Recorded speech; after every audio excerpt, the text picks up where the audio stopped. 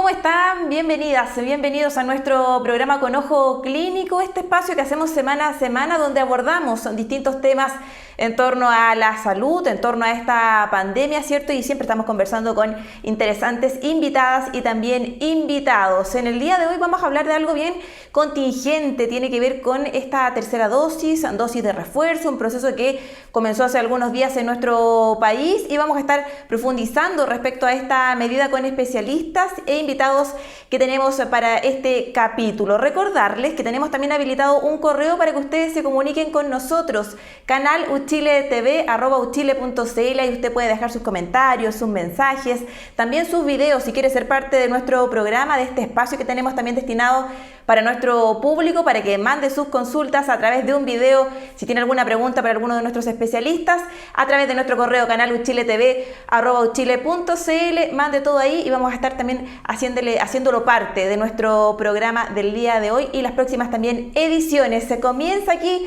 con Ojo Clínico.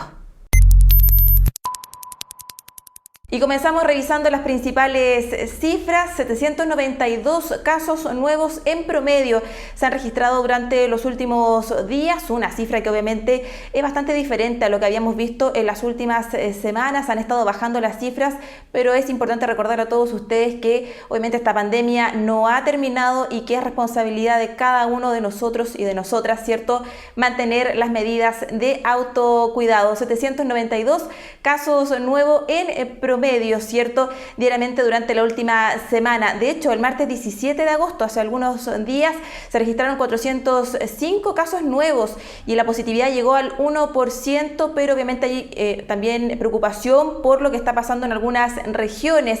Durante los últimos días también ha existido una tendencia al aumento de casos en Aysén, en Magallanes y también en Ñuble.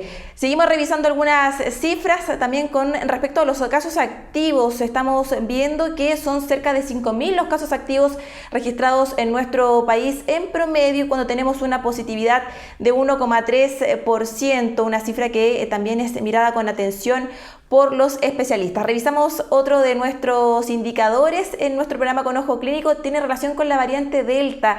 Se han registrado también nuevos casos, una situación bien importante, un brote que se registró en la región de O'Higgins, esto a raíz y aparentemente de una celebración de un cumpleaños que tuvo lugar a fines del mes de julio, el 31 de julio. De los 15 asistentes, 15 figuraron, y dieron positivo en esta cepa, esta variante Delta, que es una variante con una alta contagiosidad, ¿cierto?, de preocupación. Lo han dicho una y otra vez los especialistas y también las instituciones que están pendientes de esta propagación bien activa que tiene esta variante. Según cifras, en la región metropolitana, ¿cierto?, se han registrado cerca de 90 casos confirmados y lo que da una cifra total de 138 contagiados en nuestro país. Reiteramos el llamado que hacemos nosotros diariamente, ¿cierto?, en nuestro programa, cada uno de nuestros capítulos, a que tiene que seguir cuidándose.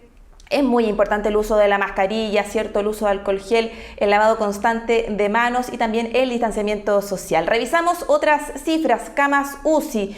En promedio, la ocupación de camas de cuidados intensivos llega al 83% y de ellas solo el 35% corresponde a pacientes que están internados a raíz del COVID-19. Plan paso a paso, también han habido novedades en torno al plan paso a paso. No hay ninguna comuna en nuestro país que se encuentre en cuarentena con restricción de movilidad. Eso es una buena señal, un buen indicador, pero también depende de nosotros mantener esto. La mayoría, ya están en algunas de las etapas del plan paso a paso, como son la transición o la etapa de preparación. Revisamos otros también indicadores, la vacunación. Estamos viviendo un proceso de dosis de refuerzo, que comenzó hace algunos días. Estamos, viendo avances. Se comenzó por las personas mayores. Ya estamos, entre quienes tienen 75 y 78 años de edad, y la idea es llegar al grupo, entre los 55 y los 63 años, todos quienes hayan tenido y cumplido su esquema de vacunación con Sinovac durante la segunda semana de marzo, recibieron sus vacunas, durante el verano en nuestro país. De esta forma comienza nuestro programa también Con Ojo Clínico.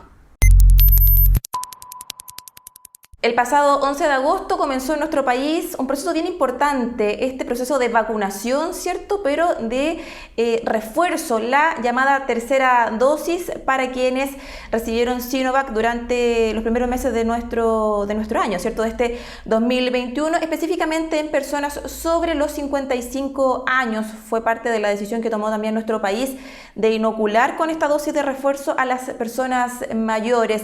Pero obviamente no ha sido un proceso que se ha visto muy expedito, hemos visto largas filas, preocupación también de los municipios frente al abastecimiento en algunas comunas, ¿cierto? Porque está llegando la gente, las personas mayores a vacunarse y muchas veces no tienen dosis disponibles. Y además está esta cifra bien preocupante, 1.800.000 personas que aún no cumplen con su proceso de inoculación, que no reciben ninguna dosis de esta vacuna contra el coronavirus. Lo han señalado los especialistas, ¿cierto? A nivel internacional, el Comité Asesor de Vacunas y Estrategias de Inmunización, el CABEI, sugirió justamente priorizar en aquellas personas mayores, ¿cierto? Y que tengan alguna complicación mayor a raíz del COVID-19, que puedan enfermar gravemente. Es así como se comenzó y se sugirió, ¿cierto?, comenzar con este proceso específicamente en funcionarios de la salud, por ejemplo, en aquellos que realizan alguna labor específica, también en personas mayores con comorbilidades, personas que puedan, ¿cierto?, tener una complicación mayor a raíz de esta enfermedad, de este virus. Y claramente esto también se ha estado dando en nuestro país, en Chile. Justamente se determinó que este esfuerzo y este refuerzo, ¿cierto?, de dar una tercera dosis iba a estar enfocado en las personas mayores. Se definió también un intervalo de 4 meses de haber recibido, ¿cierto?, esta segunda dosis. O sea, las personas que están recibiendo hoy día las vacunas de tercera dosis son aquellas que recibieron sus 2 dosis de Sinovac hasta la segunda semana de marzo, durante los primeros meses de este año. La idea obviamente es también ampliar esto a otros grupos etarios para así, ¿cierto?, proteger a toda la población. La OMS, sin embargo, también expresó su preocupación y llamó a postergar la inoculación de esta tercera dosis hasta fines de septiembre. Esto pensando en que hay países que todavía obviamente no consiguen sus vacunas para su población, países que económicamente no han tenido la posibilidad, ¿cierto?, de conseguir estos fármacos, y también ahí hay que tener especial atención porque lo hemos visto durante todo este año y medio y más, ¿cierto?, que la pandemia no es solo lo que me afecta a mí, sino que también a los países vecinos y al mundo entero. Es parte de lo que vamos a estar conversando durante este programa y respondiendo a algunas inquietudes. ¿Qué tan factible, ¿cierto?, y qué tan necesaria es esta tercera dosis? ¿Se pueden combinar las vacunas? La importancia del proceso de vacunación y más lo estaremos analizando y conversando con otros especialistas con Ojo Clínico. Nos acompaña a esta hora la profesora Mercedes López. Ella es inmunóloga, doctora en ciencias biomédicas, directora del programa de inmunología de la Universidad de Chile, también académica de la Universidad de Chile, de la Facultad de Medicina, profesora asociada. ¿Cómo está, Mercedes? Muchísimas gracias por acompañarnos. Hola, muchas gracias por la invitación. Muy buenas tardes ya. Profesora, partir preguntándole por este proceso que estamos viviendo hoy día, ¿cierto? Estamos en medio de una dosis de refuerzo, una tercera dosis. ¿Cuán importante es este proceso en sí y si es una buena estrategia colocar esta tercera dosis en las personas mayores? A ver, primero decir de que la OMS, la Organización Mundial de la Salud, solicitó a todos los países del mundo no utilizar dosis de refuerzo en función de que las vacunas pudieran ser distribuidas en forma equitativa en toda la población mundial. Eso obedece no solamente a valores de solidaridad, ¿cierto?, básicos, sino que también a que mientras nosotros mantengamos la circulación del virus a niveles altos, la posibilidad de aparición de variantes de preocupación potencialmente más transmisibles, potencialmente más patogénicas y potencialmente más resistentes a las vacunas, o que bajen la efectividad de las vacunas, es una realidad, ¿sí? Dicho eso, entonces, ¿por qué entonces, digamos, impulsar la dosis de refuerzo en Chile, ¿cierto? En ese contexto, entonces, ¿cuál es la razón por la cual nosotros tenemos que impulsar la tercera dosis? Obviamente aquí hay, y tengo que ser honesta, hay un terreno en el cual a nosotros nos faltan datos, ¿sí? Nos faltan datos entregados por parte del MinSal y por el Ministerio de Ciencia y Tecnología, que nos permita comprender, ¿cierto?, en su totalidad y en su profundidad, el por qué entonces estamos aplicando esta dosis de refuerzo. Sin embargo, el MinSal liberó el día viernes o el jueves de la semana pasada algunos datos que nos permiten entender o comprender mejor el por qué es necesario esta dosis de refuerzo, ¿sí? Lo que aparentemente está ocurriendo es que en los pacientes, en el grupo etario mayor de 55 años, la efectividad de Sinovac, que es la vacuna que recibió ese grupo etario, es menor, ¿sí? Y al ser menor, y al enfrentarnos a la incertidumbre del ingreso de una variante con alta transmisibilidad como la variante Delta, que ya está causando problemas en países como Estados Unidos, Israel y España, lleva a tomar a la decisión entonces de tener que reforzar particularmente a este grupo etario, es decir, a los sujetos, personas mayores de 55 años. Claro, porque, profesora, hay quienes podrían preguntarse por qué poner esta tercera dosis a personas que ya hasta marzo, ¿cierto?, habían cumplido su proceso su esquema de vacunación y no priorizar, por ejemplo, a los niños, ¿cierto? Porque llegamos hasta los adolescentes. ¿Qué pasa con los más chiquititos, de 10 años? ¿Es válida también esa pregunta? ¿No habría sido mejor esperar y darle prioridad a los más pequeños del hogar? Claro, el problema pasa justamente porque el gobierno no ha sido claro en la información. O sea, los datos que nosotros necesitamos para poder explicar claramente a la población las medidas que se toman no están, ¿sí? Y eso es un hecho de la causa, están, como lo apuntaba el otro día, están dados a goteras, ¿cierto? Fraccionados, fragmentados. Pero la única razón admisible para poder priorizar a esta población es que Sinovac está siendo menos efectiva en ese grupo etario y por lo tanto tenemos sujetos que son por su edad y por las patologías que tienen a esa edad ya más susceptibles a enfermar gravemente por el SARS-CoV-2, pero además con un aumento en la susceptibilidad dada por la disminución de la efectividad de Sinovac en ese grupo etario. ¿Nos faltan datos para poder decir eso es así? Sí, pero obviamente en una situación como esta uno tiene que arriesgarse, ¿cierto? Y dar una opinión sin toda la data, digamos, que le gustaría. ¿Por qué no vacunar a los niños menores de 12 años? Por dos razones fundamentales. Una, porque no existen hasta la fecha ningún estudio clínico de ninguna de las vacunas disponibles, no solamente las que estamos usando en Chile, sobre la efectividad y la seguridad de esas vacunas en ese grupo etario, en un grupo etario particularmente sensible, ¿cierto? Y que es la población infantil. La población infantil, si bien hasta la fecha ha demostrado ser un poquito más, uno podría decir, manejarse mejor con el contagio y la infección por este coronavirus, la verdad es que eso no quita de que tengamos niños que son susceptibles al virus y que enfermen gravemente y eventualmente mueran por adquirir el COVID-19. Eso entonces nos pone otra obligación, ¿cierto?, de que en esta oportunidad, en esta ventana de oportunidad que tenemos en Chile por la disminución de los contagios, de los fallecidos y de los enfermos, se nos abre una ventana de oportunidad para poder manejar mejor la pandemia que lo que hemos hecho hasta ahora, ¿sí?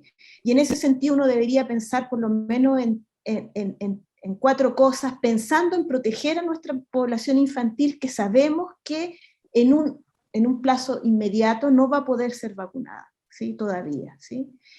O no va a ser vacunada todavía, por lo menos en el corto plazo, ¿sí? En ese sentido, entonces, nosotros tenemos que primero preocuparnos de que aquellas personas que están rezagadas por las vacunas, que no se hayan vacunado, se vacunen, ¿sí? Para eso yo creo que lo mejor es que nosotros, desde los distintos espacios educativos, hagamos esfuerzos por explicar y por resolver las preguntas válidas que tiene la población, ¿sí? Yo lo he dicho siempre, a mí no me parece que nosotros le pongamos el sombrero de antivacunas, de negacionistas a la gente a priori, ¿sí? Hay muchas dudas que tenemos, inclusive nosotros, incluido acá, ¿cierto?, que convivimos todo el rato, hay muchas incertidumbres con las cuales tenemos que lidiar, preguntas que tenemos que resolver, desconfianzas hacia la institución y a la autoridad que debemos asumir, y por lo tanto, entonces, nuestra primera tarea para aumentar la vacunación en los rezagados es entonces establecer campañas educativas de cualquiera de las formas posibles para llegar específicamente a los grupos que están teniendo problemas con las vacunas. Lo segundo que nosotros tenemos que hacer es controlar los brotes. Y para controlar los brotes, o sea, tenemos que, en este momento de baja de casos, hacer una trazabilidad que nos permita entonces saber exactamente cuáles son los casos, cuáles son los contactos, para poder tomar las medidas que impidan que se produzcan brotes epidémicos en localidades, territorios, comunidades, etc. Y lo tercero que tenemos que hacer es definir claramente dos cosas. Primero, mejorar la vigilancia genómica con una perspectiva de salud pública, o sea, una perspectiva que no sea llenar una planilla Excel de cuántas variantes encontramos. Y segundo, entender de que la comunicación de riesgo sigue siendo fundamental, ¿sí? Nosotros nos encontramos en una cuarta o quinta oportunidad que tenemos para manejar esto, ¿sí? Debido a la disminución en el número de casos, en un momento además en donde estamos en una incertidumbre porque no sabemos el impacto que va a tener la variante Delta. Sabemos lo que está pasando afuera, sabemos la situación que hoy día está enfrentando Israel, que tiene una población altamente vacunada, con una muy buena vacuna como Pfizer. Tenemos la situación que está viviendo Estados Unidos, la situación que está viviendo España, y por lo tanto nosotros tenemos que, en este escenario de incertidumbre, prepararnos entonces para poder controlar un eventual impacto de la variante Delta en Chile. Profesor, usted hablaba justamente del objetivo, ¿cierto?, de comunicarle a la gente, responder a las consultas, y es parte también de la labor que tienen los medios de comunicación, y en este caso también este espacio, ¿cierto?, que semana a semana involucra a académicos de distintas instituciones para abordar los temas de la pandemia. La quiero llevar ahora a que revisemos una consulta que nos llega desde la comuna de La Florida, que tiene relación con el proceso de vacunación que estamos viviendo. Mire. Mi consulta es para el adulto mayor. ¿Es conveniente la tercera vacuna? Ahí estaba la consulta que nos llegaba desde La Florida referente a los adultos mayores. ¿Es recomendable, es confiable que se coloquen esta tercera dosis, profesora? Absolutamente. En vista de los antecedentes y por las razones que expuse al comienzo de esta conversación, hoy día los adultos mayores deben acudir a sus centros de vacunación a recibir su dosis de refuerzo, ¿sí? Fundamentalmente, y lo voy a repetir por dos razones, porque son un grupo etario en donde se concentra la mayor cantidad de enfermedad grave por COVID-19, y además porque los datos preliminares que tenemos indicarían que la efectividad de la vacuna Sinovac en este grupo etario es menor, y por lo tanto tenemos que reforzarla. Lo digo porque es muy importante que se entienda de que la efectividad de las vacunas varía entre las distintas vacunas y varía también entre los distintos grupos etarios, ¿sí? Y lo que más nos preocupa ahora es que las nuevas variantes de preocupación, entre ellas la Delta, parece impactar disminuyendo la efectividad de todas las vacunas. Entonces, vacunas que tenían ya una baja efectividad pueden disminuirla aún más cuando llegue, si es que, digamos, la variante Delta la afecta. Entonces, tomando en cuenta esta incertidumbre, por lo menos en mi visión y de otros especialistas, es que es conveniente y seguro que este grupo etario reciba su tercera dosis, tal como lo está haciendo hoy día, ¿sí? Profesora, estamos viviendo este proceso de dosis de refuerzo. ¿Considera usted que esto podría generar quizás una falsa sensación de protección, cierto? Estamos viendo que el plan paso a paso ya no hay ninguna comuna en cuarentena, han ido avanzando cada una de las comunas, tanto en la región metropolitana como a lo largo de nuestro país. Hay mayor facilidad, cierto, de movilizarse, de moverse. Los trabajos también en muchos lugares están volviendo de manera gradual a funciones que antes eran telemáticas, hoy presenciales. ¿Cree usted que se puede generar esta falsa sensación de protección, de que aquí ya no pasó nada más, estamos bien, estamos viendo cifras que van bajando, pero también está la variante Delta? ¿Cómo no caer en eso, cierto, en esta falsa sensación? Lo hemos dicho otras veces. El pretender que una vacuna o unas vacunas van a resolver el problema de la pandemia es no entender lo que es una pandemia, no entender cómo funciona el sistema inmune y no entender cómo funcionan las sociedades, ¿sí? La pandemia es un fenómeno complejo, que es biológico, que es cultural, que es social, que es económico, y por lo tanto debe ser enfrentado en esa complejidad. En este minuto en que tenemos una disminución en el número de casos, lo que tenemos que entender es que nosotros no estamos libres de la pandemia todavía, y que lo peor que nos podría pasar es lo que nos pasó a principios de este año, en donde cuando volvimos de las vacaciones, ustedes recordarán, pensábamos que estábamos en jauja y tuvimos la ola de la cual venimos recién saliendo. Yo creo que hay que recordar tres cosas. La primera, nosotros en Chile estamos en el tercio superior de la cantidad de muertos por habitantes en el mundo. Nosotros hoy día tenemos más de 47.000 personas que han muerto por COVID, ¿sí? Muchas de esas muertes podrían haberse evitado si nosotros hubiéramos manejado la pandemia de una manera distinta. Y eso es un hecho en la causa irrebatible, ¿sí? Segundo, en un momento en que el número de casos llega a niveles en que uno se siente feliz, ¿cierto? Cuando ve esas curvas, ¿cierto? Cuando mira eso cómo va bajando, es el momento entonces de fortalecer todos los mecanismos que tenemos para evitar la aparición de nuevos brotes. Y esos mecanismos son los que ya conocemos. Significa trazar, saber dónde están los casos, saber dónde están los contactos para poder aislar.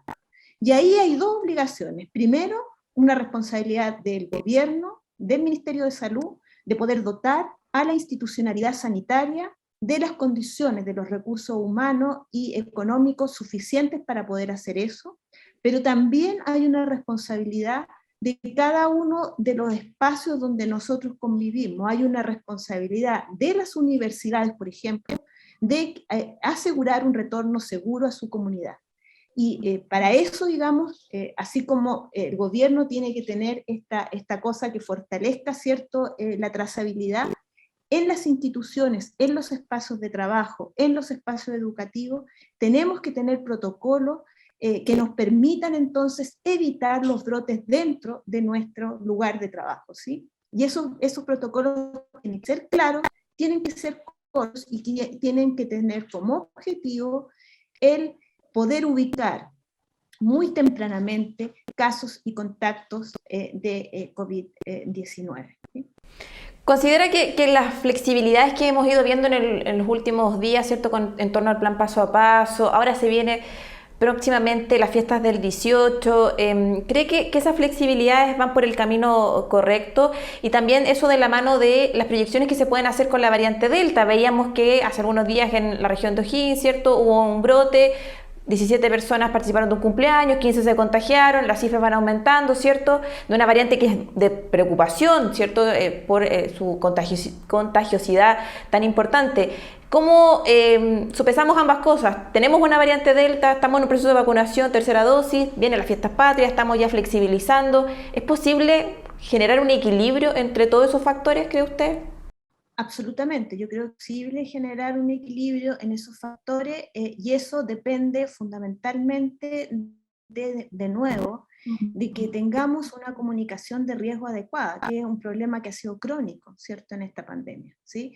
El exitismo prematuro, el culpar a las personas, el no establecer protocolos claros en los lugares de trabajo, no entender que la pandemia no ha acabado, que por lo tanto hay algunas cosas básicas que vamos a tener que seguir haciendo.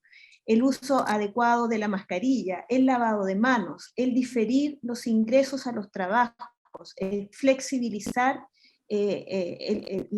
los días y los horarios en que la gente va, para que no todos salgamos a las 8 de la mañana y llenemos el metro y estemos a 2 centímetros con mascarilla, por ejemplo, ¿me entiendes? Entonces, y eso depende entonces de que la comunicación de riesgo le hable a la gente, le hable a la sociedad del momento real en que estamos, ¿sí? De las incertidumbres que tenemos y de las seguridades que tenemos, ¿sí? El pensar de que la gente se mueve porque uno lo aterroriza o porque uno le da chip libre y vamos casi, digamos, saliendo de una comunicación a otra y saltando de un día hay mucha esperanza, otro día hay mucha decepción. Yo creo que eso le hace súper mal, ¿sí? A esta altura del partido, así como están las cosas y cómo se ha llevado la pandemia, obviamente uno desde la posición de privilegio que le toca tener al poder hablar en estos espacios, ¿cierto? Uno tiene que seguir tratando de solicitar al gobierno, digamos, que mejore estos aspectos que han estado deficitarios durante la pandemia, pero uno termina convenciéndose entonces de que son los espacios locales, las comunidades, los territorios, ¿cierto? La comunidad organizada, ¿cierto?, la que mejor puede avanzar en eso, ¿cierto? Y en ese sentido, entonces, creo que el que nosotros vayamos, ¿cierto?, a cada uno de los territorios, a los lugares, ¿cierto?, donde las papas queman, ¿cierto?, con esta información parecería ser súper importante ahora.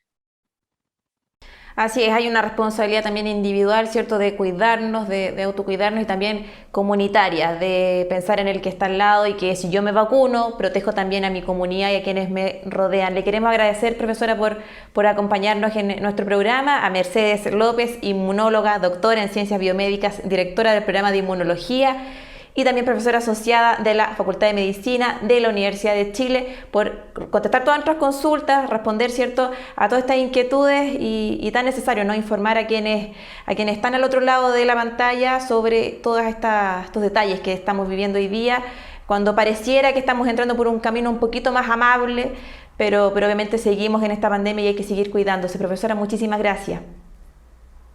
Gracias a ustedes por la invitación. ¿Ha oído hablar del bienestar emocional, de la importancia de dormir bien, de alimentarse, de hacer ejercicios? Mire, el siguiente video es de un especialista del Hospital Clínico de la Universidad de Chile que nos entrega recomendaciones para tener un bienestar en todas nuestras áreas de la vida. Mire.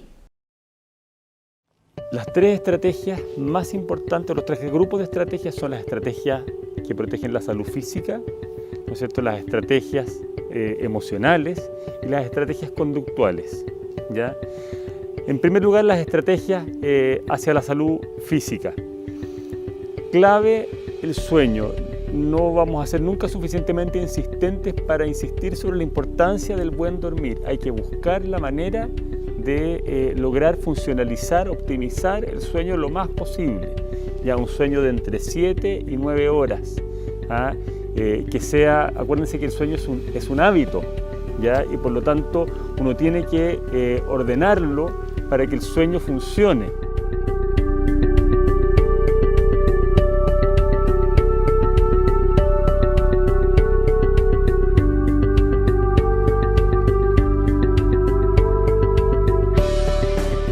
Lo segundo, ¿cierto?, también muy importante insistir en el ejercicio físico. No tiene por qué ir a subir el cerro, sino que basta media hora al día de caminata, que sea una caminata más rápida, en que podamos subir las pulsaciones, ojalá sobre 120 latidos por minuto, ya para que pueda ser un ejercicio útil.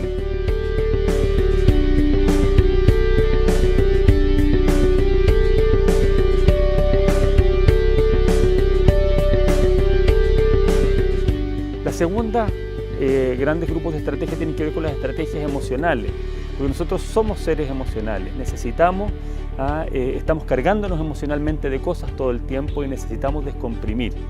Entonces, para esto es muy importante tener espacios en que podamos expresarnos emocionalmente, ya sea a través de conversaciones con nuestros seres queridos o con amigos, a través de el poder hablar de lo que nos pasa, ¿ya? Y también muchas veces el poder hacerlo a través de el utilizar, por ejemplo, medios artísticos, ¿cierto? El poder cantar, bailar, pintar, escribir. Todo eso que nos permite expresar nuestras emociones contribuye a bajar nuestra carga de estrés. Y el tercer grupo de estrategias son las estrategias que vamos a llamar estrategias conductuales, ¿ya? Y aquí quizá, ¿cierto? Diría que son dos las más importantes, ¿ya? La primera es que cuando nosotros estamos bajo un contexto de estrés tendemos a apegarnos a nuestra rutina, y eso, nosotros como que queremos seguir haciendo lo mismo de la misma manera que lo hacíamos y nos aferramos a eso.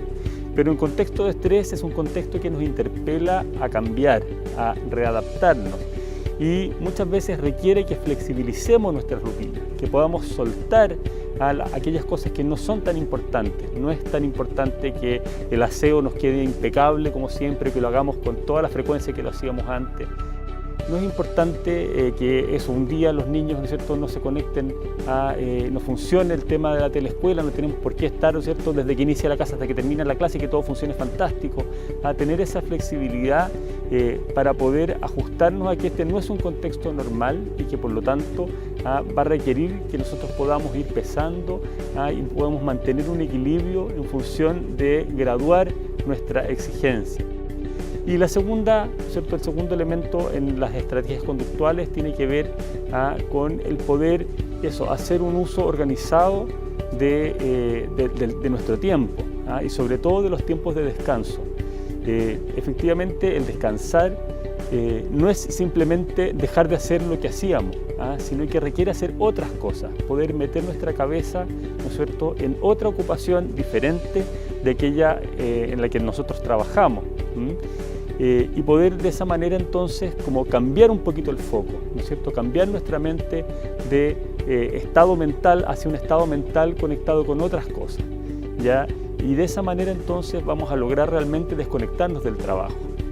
Pasar el fin de semana en pijama, ¿no es cierto?, o no hacer nada, puede ser igual de estresante porque nuestra cabeza sigue conectada con aquello que nos está pasando. Tenemos que agarrar un libro, leer, hacer ejercicio, ¿no es cierto?, cultivar plantas, hacer jardinería, cocinar algo, digamos, ¿cierto?, que sea rico, poder hacer alguna actividad con personas, ¿no es cierto?, conocidas a través de los medios de comunicación a distancia, buscar el planificar que nuestro espacio de descanso sea un espacio en que podamos realmente desconectarnos de nuestro trabajo y conectarnos con las cosas que nos resultan gratas y que nos resultan placenteras.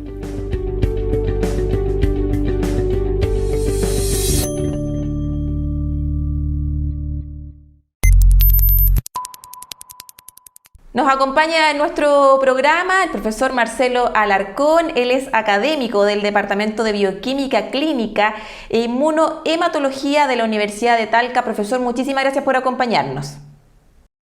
Hola, no, el placer es mío estar en este programa y sobre todo para ayudar a la gente a desenmarañar toda esta cosa y estos términos que a veces son difíciles de entender.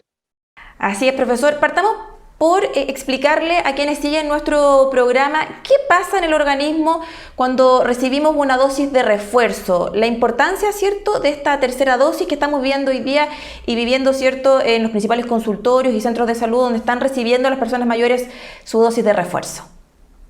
Ahora, no sé si finalmente ir en ese sentido, la pregunta para complementar, tú me dices, si es importante despejar la duda, ¿por qué tenemos que ponernos una tercera dosis? ¿Ya? Perfecto, sí, partamos por eso, porque es importante y qué pasa en nuestro cuerpo finalmente. Claro, porque finalmente la pregunta, oye, si yo ya me vacuné, ¿por qué tengo que ponerme esta tercera dosis de refuerzo? ¿Es necesario? Y para responder eso tenemos que pensar lo siguiente.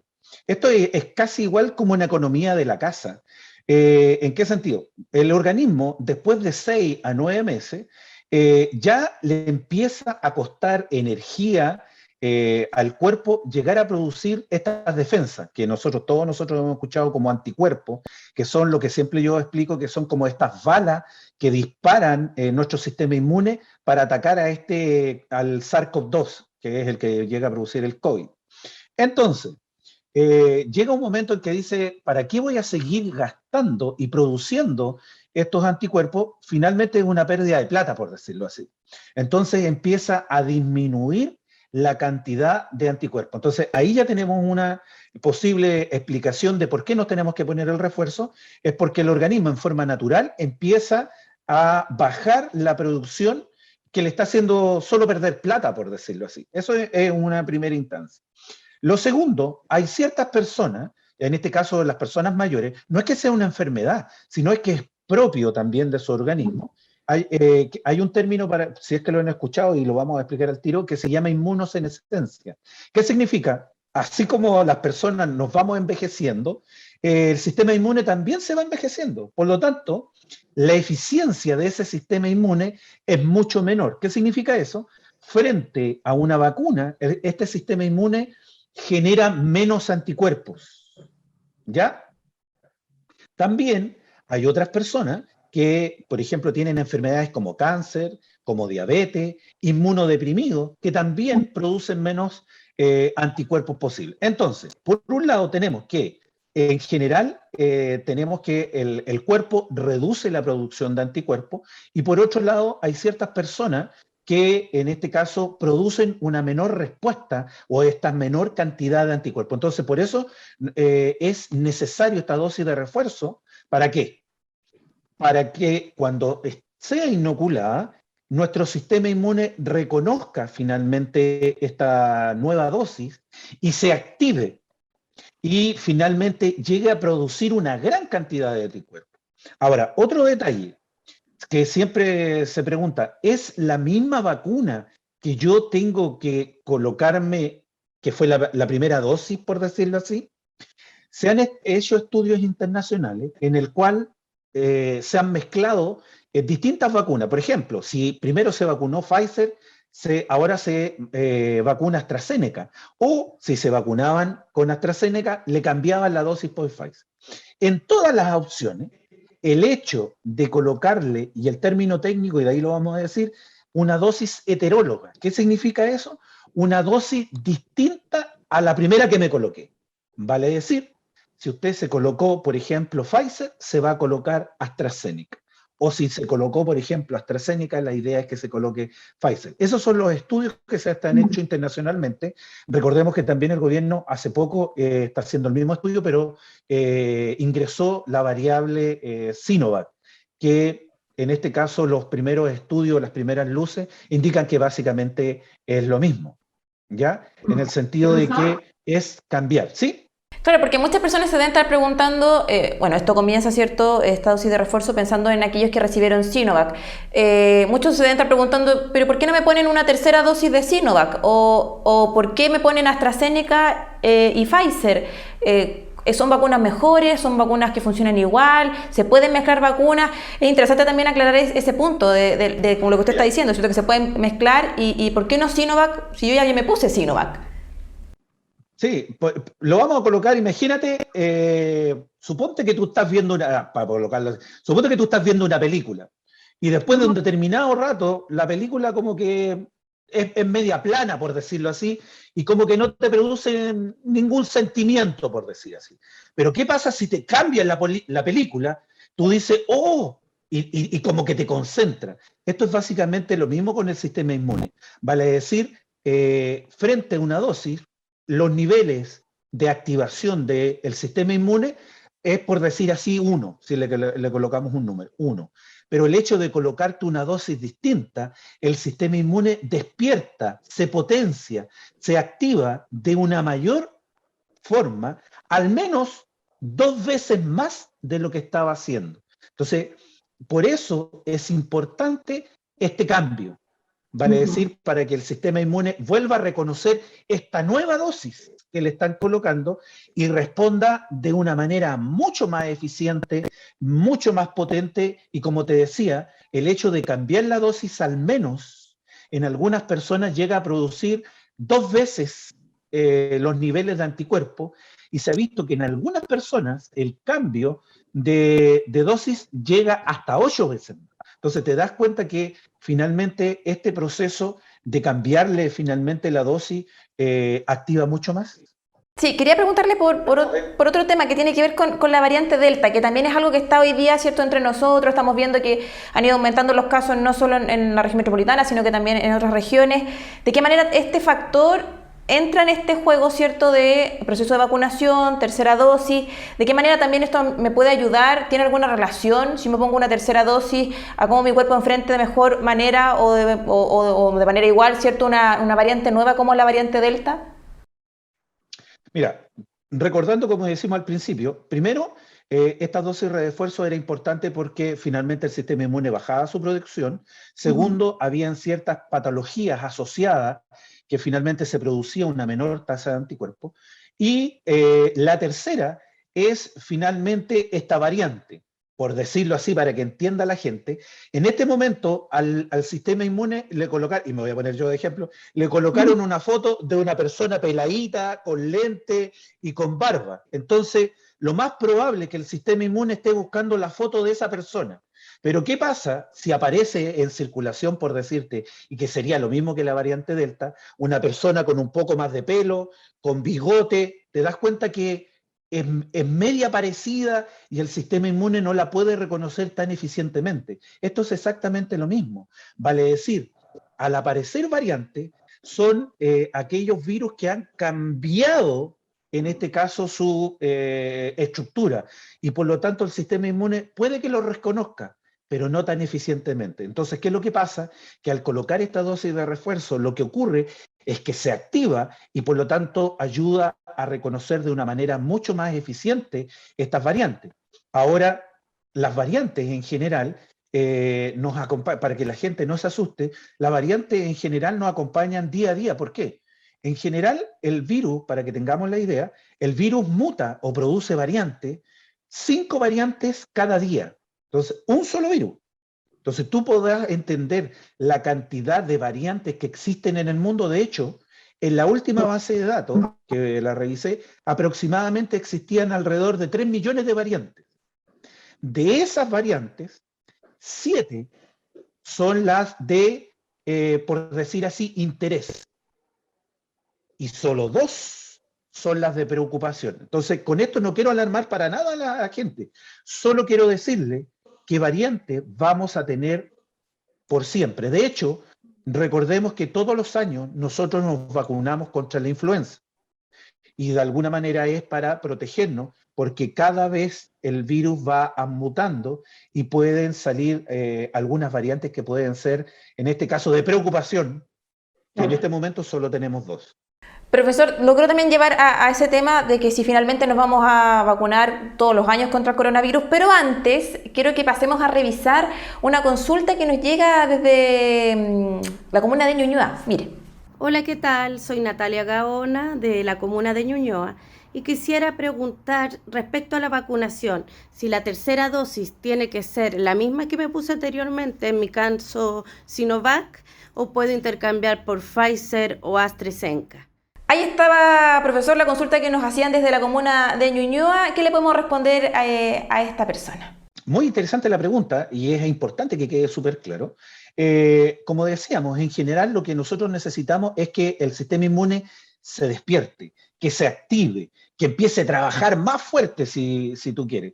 Entonces, por lo tanto, ¿puedes mostrarle de alguna manera la misma foto al sistema inmune? Y la respuesta es sí, pero no se activa tanto.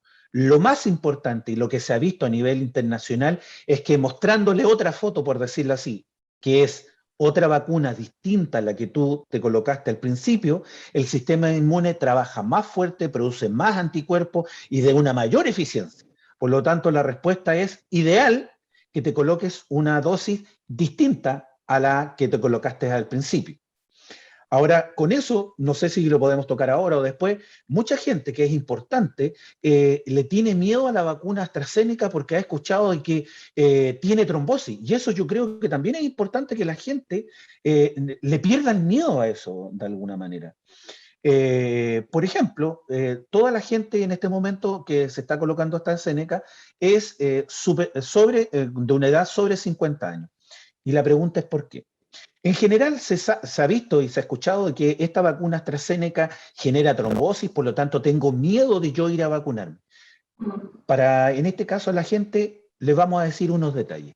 Supongamos que tenemos 1 millón de personas, ¿ya? El número es grande para entender la cantidad de casos, ¿ya? Imagínense que tenemos 1 millón de personas. A ese millón de personas las vacunamos con en este caso, vacuna AstraZeneca.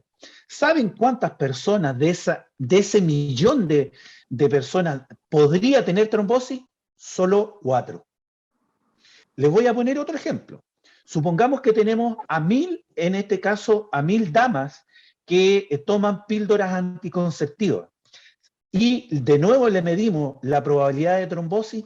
¿Sabes cuántas mujeres pueden tener trombosis de ese millón? 1200. O sea, estamos hablando de que el hecho de tomar píldoras anticonceptivas tienes una mayor probabilidad de tener trombosis que incluso que te vacune. Incluso, si tomamos 1 millón de fumadores, ¿sabes cuánto pueden de ese millón tener probabilidades de tener trombosis? 1763 personas. Es más, si nosotros tenemos 1 millón de personas que se contagian de COVID, 165.000 tienen probabilidad de trombosis. ¿Qué quiero decir con esto? La probabilidad de que tú te vacunes con esta dosis de AstraZeneca y tengas una probabilidad de trombosis es del 0,0004%. O sea, es bajísima. Muy bajita, muy bajita. Nada. Es más, ¿sabes a qué persona en general, de esas 4, de ese millón, esas 4, generalmente son personas jóvenes, en este caso son mujeres en edad fértil. Por eso el gobierno, para manera de proteger a todas nuestras personas mayores y a todos estos inmunodeprimidos que van a tener esta vacuna, se hacen sobre 50 años. O sea, la probabilidad de que te tenga trombosis es casi ninguno. Y aún así, el gobierno también señaló que los que tenían historias de trombosis, para su tranquilidad, se pueden conseguir en este caso un certificado de médico para decir que ellos tienen eventos de trombosis y le van a cambiar la dosis. Entonces te das cuenta que no hay ningún miedo para poder vacunarse con esta dosis. Y de hecho las personas, como decían, las personas menos de 50, uno dice, entonces, ¿qué va a pasar con las menos de 50? Les van a cambiar la vacuna y preferentemente en este caso podría ser Pfizer.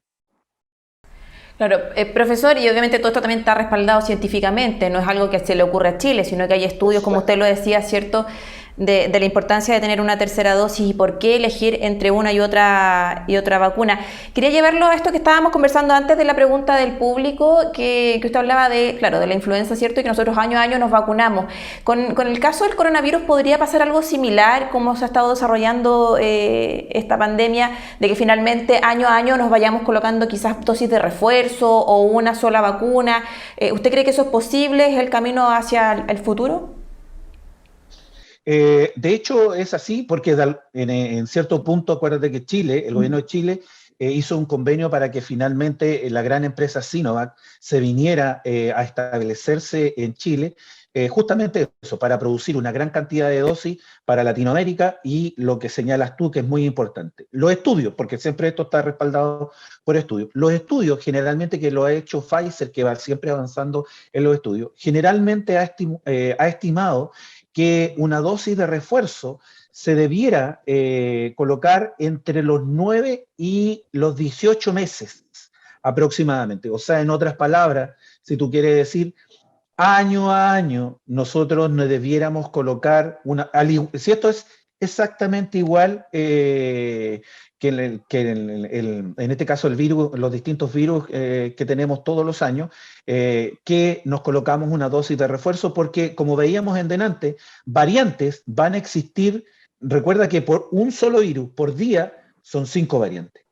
Entonces imagínate a nivel mundial, la cantidad de variantes que se están generando es tremenda.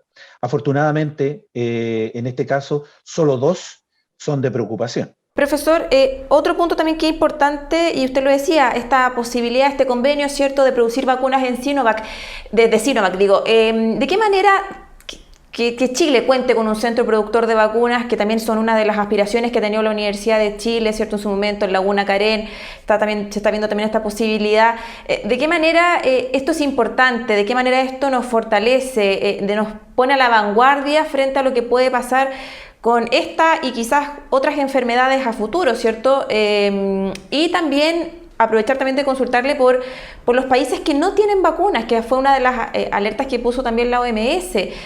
Mientras a nosotros estamos con dosis de refuerzo, una tercera dosis, hay países que todavía no logran conseguir vacunas para su población. ¿De qué manera estas dos cosas se conjugan, ¿cierto? La posibilidad de tener un centro de vacunas, la importancia que tiene que un país pueda producir sus propias vacunas, y esto también es la otra cara de la moneda, ¿no?, que hay países que todavía no tienen sus vacunas. No, te agradezco, muy buenas las preguntas. Vayamos por parte. Recordemos que Chile hasta hace poco era una potencia mundial en la producción de vacunas. De hecho, muchas de las enfermedades que mataban una gran cantidad, tuberculosis, etcétera, una gran cantidad de gente en el mundo, Chile fue uno de los lugares pioneros en producir vacunas. De hecho, hasta el año cercano del año 80, dejó de producir vacunas. Y ahora estamos retomando esta senda. Por lo tanto, tener un lugar para, y como tú lo señalabas en este caso de la Universidad de Chile, tener un lugar productor de vacunas es importantísimo. ¿Por qué? Imagínate cuánto a nivel mundial, cuánto se demoró, algunos que dicen es súper rápido, pero que se pusieran de acuerdo, que generaran vacunas. Fue un proceso muy largo. Imagínate si nosotros ya tenemos de alguna manera un sector para producir nuestras propias vacunas. Y en ese sentido, hay algunos países que recién se van a empezar a vacunar el 2022. Exacto. Y de hecho, en Latinoamérica hay algunos países que recién llevan 40.000 dosis. Entonces, ¿qué es lo que ha dicho la FDA en ese sentido? ¿Qué es lo que ha dicho la FDA? ¿Qué es lo que ha dicho la OMS? ¿Se acuerdan que nosotros al principio dijimos que en esta dosis de refuerzo, los de la primera línea para recibir finalmente esta dosis eran las personas mayores, eran las personas con enfermedades?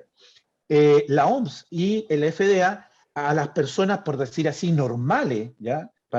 Es difícil definir normal, pero las personas normales que tienen dejémoslo que producen una cantidad de anticuerpos en alta cantidad, la ideal es que se colocaran al último en la fila. Entonces, primero, todas las personas que señalamos, al último, las personas finalmente, por decir así, sanas, que producen una gran cantidad de anticuerpos. ¿Qué ha dicho la OMS? ¿De quién ocuparía digamos, las personas del medio? Idealmente, las personas de países que no tienen ninguna posibilidad, como decíamos, de poder recibir una dosis en lo pronto. ¿Por qué? ¿Te acuerdas que también conversamos que uno de los elementos de producir variantes es aquellas personas que no están vacunadas? En lo cual el virus viene, se deposita, se divide, y acuérdate, 5 variantes cada día. Entonces, si tú tienes una población en el cual no está vacunada, recuerda, no vamos a decir los países, pero recuerda de dónde vinieron estas variantes. Vinieron de aquí, de Sudamérica. Hay un país que generó unas variantes que también fueron de preocupación. ¿Por qué? Porque no estaban vacunadas. En Europa, porque no estaban vacunadas. Entonces, también es muy importante lo que tú señalas. Es importante vacunar a las personas de alto riesgo, pero también es importante, y la OMS dice al menos un 10% de la población de países que no han recibido vacuna, lo ideal es que ellas reciban en segunda instancia para que no se sigan produciendo variantes, porque si no esto, por decirlo así, va a ser el cuento de nunca acabar. Finalmente, al no tener gente vacunada, y finalmente la probabilidad de producir variantes va a ser alta y vamos a tener que volver y volver, y esto nunca va, de alguna manera, se va a terminar. Así es. Profesor, le queremos agradecer todos estos minutos por responder a todas nuestras consultas de manera tan didáctica. tan explicativa, ¿cierto?, en torno a lo que estamos viviendo en nuestro país, a la necesidad también que existe en otros países y a la importancia también de poder producir en un futuro, ¿por qué no, cierto?, nuestras propias vacunas. Le queremos agradecer por estos minutos, que le vaya muy bien, muchísimas gracias. No, yo al contrario, estoy agradecido de que ustedes lleven de alguna manera la ciencia, la investigación, este lenguaje que a veces es muy complicado a las personas, porque finalmente, si todos nos vacunamos, todos nos beneficiamos. Así que muy agradecido y obviamente feliz si me invitan alguna otra vez. Así será, no tenga duda, lo vamos a volver a invitar, profesor. Muchísimas gracias, que le vaya muy Gracias. bien. Estamos ya finalizando este capítulo de nuestro programa Con Ojo Clínico y bien enfocado en la tercera dosis, en esta dosis de refuerzo que están recibiendo las personas sobre 55 años. Lo decían nuestros especialistas en la conversación del día de hoy. ¿Por qué comenzar por este grupo etario? Porque claro, la efectividad de la vacuna Sinovac es menor y entonces esto validado por estudios se tomó la decisión, ¿cierto?, de partir por ellos y de inocularlos con esta tercera dosis. No da lo mismo si tengo o no tengo mi vacuna. Es necesario que seamos responsables y que contemos, ¿cierto?, con nuestro esquema de vacunación, pero también teniendo en cuenta de que la vacuna no es un escudo protector y que no me va a pasar nada. Tengo que seguir cuidándome, seguir protegiéndome a mí, también a quienes me rodean. Lo hemos dicho nosotros en reiteradas ocasiones en nuestro programa a lo largo de todos nuestros capítulos. Es necesario que siga usando mascarilla, es necesario que mantenga el distanciamiento social, que ocupe alcohol gel, que se lave constantemente las manos y que también tenga sus vacunas. Si usted está por sobre los 55 años, vacúnese con la tercera dosis. Hay un calendario que también el Ministerio de Salud tiene, ¿cierto?, programando este proceso. Es muy importante también la comunicación de riesgo, lo decía nuestra profesora, ¿cierto?, que estuvo en nuestro programa, Mercedes López, de cómo el gobierno tiene que informar a la gente en torno a lo que está pasando hoy con esta pandemia. Estamos, ¿cierto?, con cifras más bajas, pero también es importante que se refuerce, por ejemplo, la trazabilidad de los casos y en torno a la vacunación, este proceso que sigue en curso. También el llamado es a los rezagados, más de 1.800.000 personas que aún no cuentan con sus vacunas, que no han sido parte de su proceso de vacunación, y el llamado también a ellos a informarse si es que tienen alguna duda en torno a este proceso, a cómo funcionan las vacunas. Hay información disponible. Hay también un rol que cumplen las universidades y también es un poco el sentido, ¿cierto?, de este espacio de entregarles a ustedes toda la información necesaria para que tomen sus propias decisiones. Dejamos hasta acá este capítulo, como siempre, agradecerles a todos por acompañarnos, por ser parte de nuestro programa Con Ojo Clínico y dejarlos muy invitados a nuestro próximo programa, la próxima semana, y también a toda la programación del canal Uchile TV. Que tenga muy buenas noches.